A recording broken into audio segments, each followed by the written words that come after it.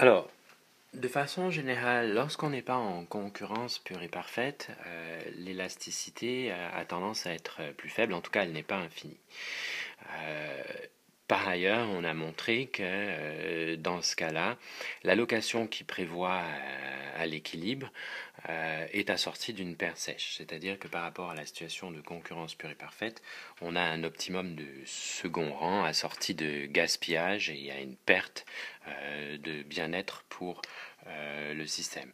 Alors, une question qui peut être intéressante à cet égard, c'est de voir l'impact de l'imperfection sur la paire sèche. Alors, en général, au plus la concurrence monopolistique est imparfaite, au plus l'élasticité va être faible, et a fortiori si on considère le cas d'un oligopole ou d'un monopole où l'élasticité va être particulièrement faible. Alors, on prend un premier cas de figure où on considère une demande assez élastique. Donc on a une imperfection modérée. Ici, la quantité qui maximise le profit est à l'intersection du coût marginal et la recette marginale.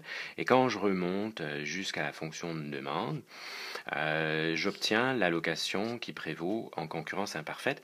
Et on va la comparer à ce qu'on aurait eu si on avait été sur un marché efficient, donc à l'allocation qui est à l'intersection de l'offre donnée par le coût marginal et de la demande. Alors ici, évidemment, puisque la concurrence est imparfaite, on a gaspillage de bien-être et il y a une perte sèche. Alors, ce qui est intéressant de regarder, c'est maintenant ce qui se passe si ceteris paribus, donc pour la même technologie, la même courbe de coût marginal, on considère une demande moins élastique, c'est-à-dire un cas plus sévère d'imperfection. Donc ici, on a simplement changé la pente de la demande, on la rend plus inélastique. Évidemment, la recette marginale suit, elle est toujours au milieu de l'intercept ici, à séparer le segment, et donc elle est plus verticale également. Alors, lorsque on détermine Q étoile, la quantité qui maximise le profit en concurrence imparfaite, elle va être à l'intersection du coût marginal et de la recette marginale.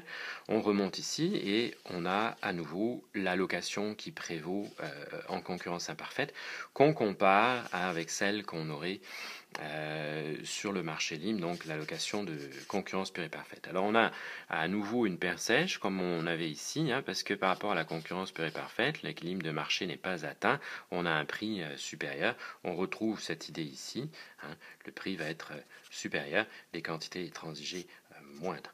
Donc il y a à nouveau une paire sèche, mais ce qui est intéressant de voir, c'est que dans le cas où la demande est plus inélastique, donc l'imperfection plus lourde, eh bien, la surface de paire sèche augmente. Okay. Alors, c'est certainement à l'avantage des entreprises qui vont avoir un profit supérieur, au moins à court terme, par exemple en différenciant leurs produits avec une bonne stratégie marketing. Donc, au plus la demande est inélastique, au plus la rente extraite va être importante, mais c'est à un coût. Le coût, en l'occurrence, c'est un coût social, une paire sèche accrue.